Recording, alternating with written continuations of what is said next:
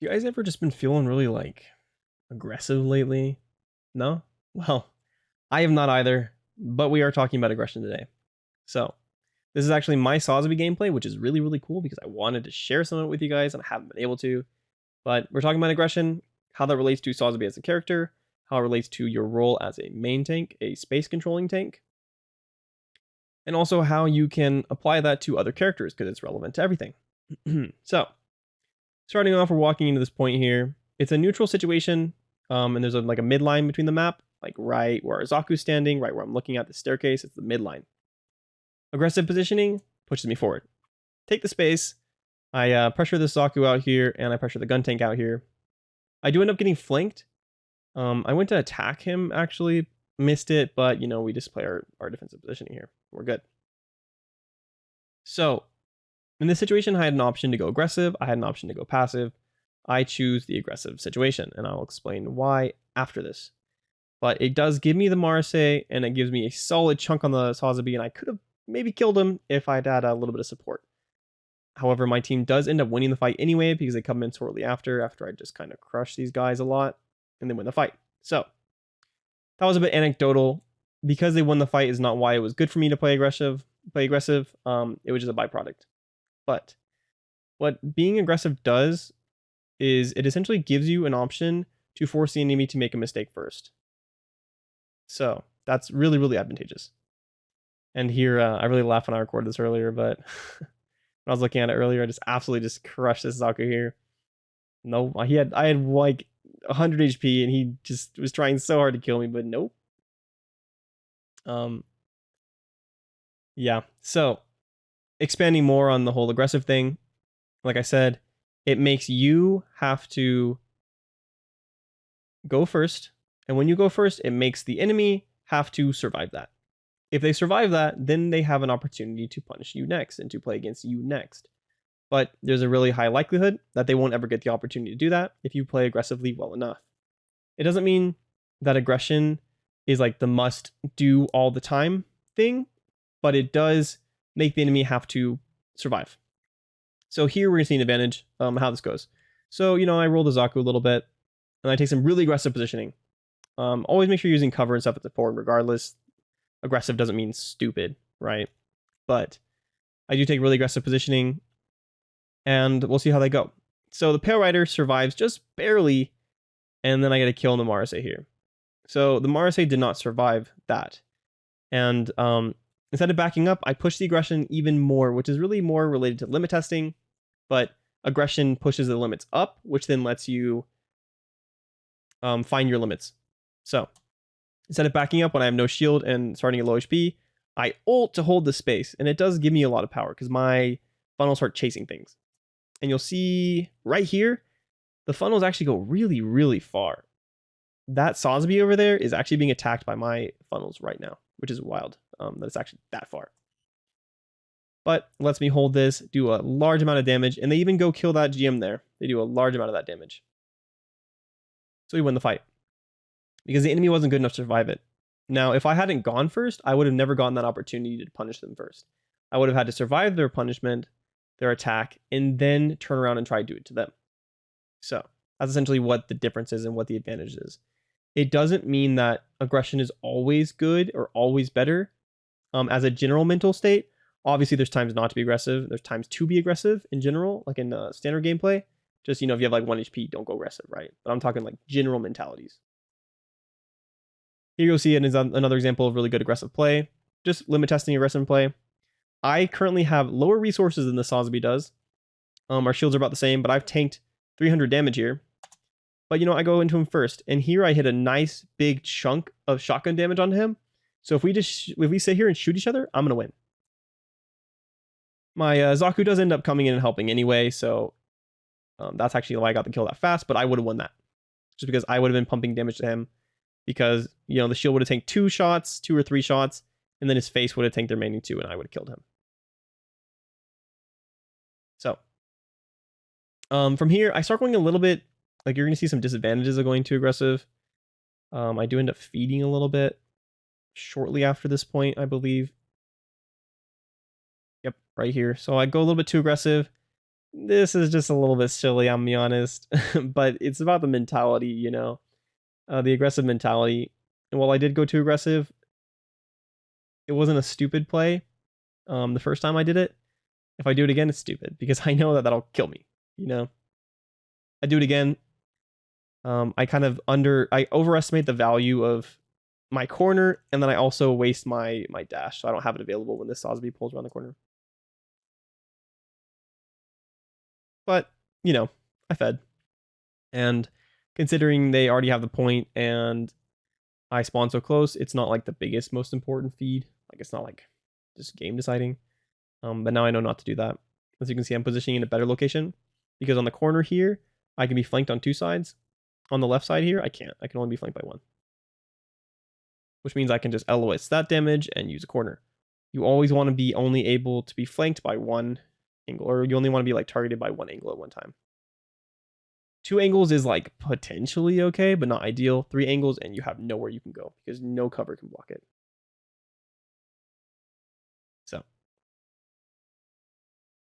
I do chase a lot of kills, kind of, but you can see here, even though I have an aggressive mentality, it doesn't mean I'm just dropping every understanding I have of the game. Right now, I know that my team is fighting over in the other objective, and I can push that instead and secure a lot of kills. So I come in, get a nice little finish on that. I push my Zaku to finish this Pale Rider, and I just, you know, I'm like one little tick away. And because I'm not, you know, super practiced at the game at the moment, I wasn't paying attention to spawn timers or spawn locations. And this always becomes gets me. So a little bit unlucky with that one. A little bit unlucky, but I could have played well enough for that not to happen. Now this, this is unlucky, man. Yes, it was really aggressive, but I did not die because of my aggression. I died because there was a gun tank ult flying around and just happened to find me. Okay, unlucky. And I also used my ult dropping in so I could hold the space. But we just die there. So pulling up in here. Get a nice little kill on the Sazabi. Nothing too crazy about that one. Just in general, you guys should always be paying attention to using cover. Cover is so important. Just like as a small advantage, like it's just constant micro advantages that'll just make you take like 20% less damage, 20% less damage, 20% fewer stuns, things like that. Like for example, I stood up on top of this for a moment just to get a better angle on him. But when he went on my side of this, if I continue to stand right here, I have, you know, my full body's being exposed behind these boxes or above these boxes. So I drop, and now only the very tip of my head's being exposed. Get the kill on the Marase. Start dueling the Barbatos here, and I get out. Here I go for a really, really aggro play. The other Sazabi plays really well and avoids it. You'll see. But I went to trade my 500 HP for this guy's 1400. But it just doesn't work. It's just, yeah, it was probably a better move for me to go up into the high ground here and grab my health pack and then come back in. But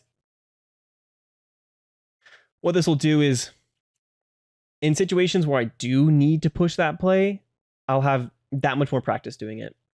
And limit testing and knowing when I should have it, when I should not. Here comes a really sick little play. Oh, okay. I want to show that again. I just come rolling up here. And I see this Barbatos out of the corner of my eye. And I'm like, oh, like, hey, what's up, man? Why don't you? Oh. Later, buddy. I went too aggro here with my positioning. I did it because I wanted to get to the point faster, but jumping into the middle there is really, really bad because right as you land, you are surrounded. I am literally surrounded right now. I have 4 angles on me, to be honest, which is really bad. Sometimes you'll have to go through there, and that's just how that goes. But you'll see in the next round how I adjust my positioning, my gameplay a little bit there. So, I'm back in. This GM actually totally hates me. Poor dude. And I go in through the middle again because now I just have my ults up and we're just rolling. And of course, Amarase pops around the corner and just ults me right now. And then I get pushed in and then die. Okay, I'm just sad. I'm sad again. But we do end up winning the fight here. So going into the next round, we'll see more of that, more aggressive gameplay, and we'll see how I've been adjusting a little bit. This was actually like 2 games before I hit the points to get rank 17. Duo-wing, not 6-stacking, duo-wing. Which is a lot harder. But yeah. So this is one of the funny things about Gundam Evolution is just like you're just hanging out in here, playing in good position. They can't see me. I know where they are. I can walk behind them and bully them a little bit. And you know, stand on top of them. Like I'm in an amazing position right now. And then all of a sudden, like, oh, wait, why is there a Gundam there? And he knocks my shield away from me, and then I get killed. Trade for the gun tank, but it's just funny. And you gotta stay a lot more on your toes. Which is one of the nice things about this game. Just the spontaneity inherently in it. So, I've been talking about aggression a lot, but here's like just the general way of looking at it. Like right now, right in this situation here, I could push forward into the space where like my Zaku is right here, or I could play where I am. I'm a Sazabi. I do need to be in aggressive positioning. I could play where my Pale Rider is, and it could be like semi-aggressive, or I could play like where my Zaku is and be even more aggressive. And it's good to push the aggression first, you know. Still using cover, like it's smart. It's just like there's a limitation, right? Like I don't want to go outside of those doors because if I go through there, I'm definitely dead. But where I am right now, this is solid aggressive gameplay. I get to like burst out the gun tank, force Sazabi away. I force 2 people away. Then I get a kill in this Zaku right here. And then I end up having to back up, but I am like more than secured my thing. And then I pop a little tomahawk into this Barbatos' face. And then my buddy over here doesn't pay attention to him, just gets happily rolled, but I do end up finishing the Barbatos. And so we won the fight. And my character is extremely influential. If you play effectively and well as a Sazabi, you will just absolutely carry games. And that's what I did in that situation. Just because of how influential my character is. Especially with the fragging potential. Like in a game like Overwatch, where like a character like Winston, which is the corresponding character of Sazabi actually, you can do all the same things, but you don't have the same frag potential because you don't have a shotgun. You know? So really good. But you know, then sometimes you do things like this. So I'm holding the space, kind of expecting my team to be here. It's an okay time for me to be using stuff because the like the point's actually gonna unlock soon. If it was like 30 seconds until the point unlocks, it's just no point doing this. But anyway, go a bit too aggressive for that or the Zaku, try and get them, and then I end up just feeding. So, like I said, you know, pop off sometimes you make mistakes, and that's to be expected. But you just have to understand. You have to focus on learning, and the aggression allows you to learn. Like apart from this, the core advantage of having to make the enemy play well first. It just gives you like the ability to learn better, to be completely honest. This is what I was talking about, where I said I learned how to enter this area a little bit better. Even though the whole team's like dead, it's just understanding like smart standard things to do. I just hover over to the side a little bit instead of going straight to the middle. Granted, there are bombs there, so that's why I did it, like partially, but better positioning. A really good thing to know, if you're on Sazabi or you're on GM, you can protect a res rather than do it yourself. So right here, if anything that's like a GM sniper or like a Pale Rider or whatever pops up, I can protect it. Meanwhile, if not, then both of them are going to die. It's really good tanking stuff to be able to do. It's actually also a lot of fun, which is kind of stuff I like from doing tanking-based things. I'm a little bit of a weirdo who actually likes tanking rather than just killing things or healing. I get really unlucky here. I would have won this duel because I have more shield than he does right here.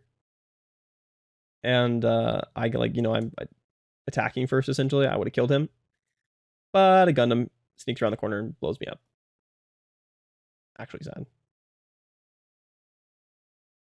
And that's another thing where you have to understand that sometimes doing the right thing or making a good play, even if it's like a questionable play like that, it won't always work out. So you have to understand that, like, in that situation, if I was to observe it afterwards, like I am now, I'm just like, that wasn't a mistake. It was an aggressive play, but it just didn't work out.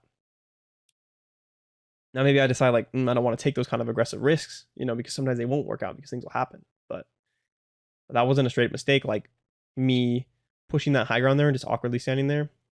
Something was wrong about me pushing up in the high ground because it put me in a really awkward position. But then I just fragged the guy with the tomahawk. So, and my Pale Rider buddy followed up. So, something I was going to talk about from here is how weird King of the Hill is on this game. It's fun. Like, don't get me wrong. This is my favorite game type. But the problem with it is that it makes a huge comeback mechanic for the losing team. And comeback mechanics are bad. It makes your game more random. But this game has that. Because right now, if the enemy team takes a point from us, they've been losing this whole round. But because of the fact that it won't change anymore, because at this point, like, it keeps ticking up. Actually, well, hold on one second. It will change, actually, from here. But in another situation, assuming the clock's got a little bit more off of it, which will frequently happen, so they're like at 40% or something like that, but there's not enough time in the match for it to like continue switching, it will stop switching, and whichever team has a control of that has like a huge advantage because they get constant defensive advantage and they don't have to the point doesn't shuffle again and give you a neutral fight again. So if it's on a point like this, it's just super broken because of the way that it takes so long to get there. They're only going to get like, my team would only get like 1 or 2 fights. Like, let's say 1 good fight and then a fight that's like awkward and like half. And just by the way that the ultimates work, it's going to have a severe advantage for my team and a good chance that I'm just going to lose that match, even though we've been winning the whole time. Because this game, because it's the King of the Hill map, it's very similar to Overwatch. And Overwatch is King of the Hill.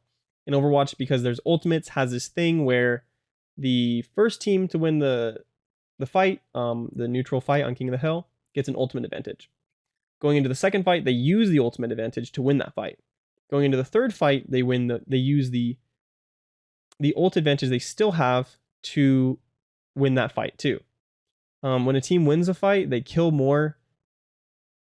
They kill the enemy more, so any damage that they deal is unhealable and therefore doesn't get any healer support ults up. So they're just getting like much more average ults up. But anyway, and so then on that fourth fight, they lose it now because the defending team has the advantage in the ult category. And so the last fight was like a 99% left on the Overwatch objective. And then the second team does the same thing. And so they win the first fight, they win the second, they win the third.